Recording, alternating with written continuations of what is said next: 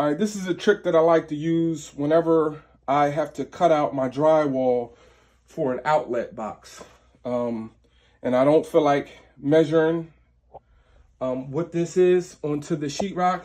You just get you some joint compound, dab it all around onto the outlet box, like so. Get your sheetrock.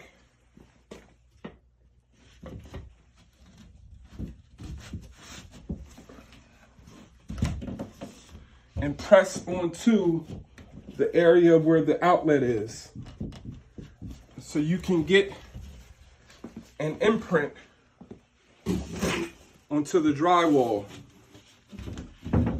You can use a drywall tool, a sheetrock knife rather, or this Dremel that I like to use.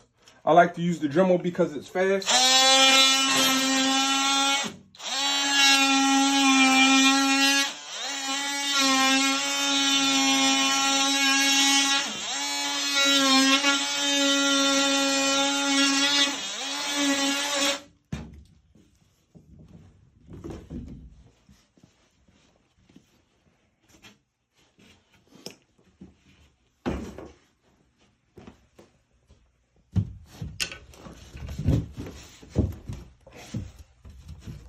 Voila.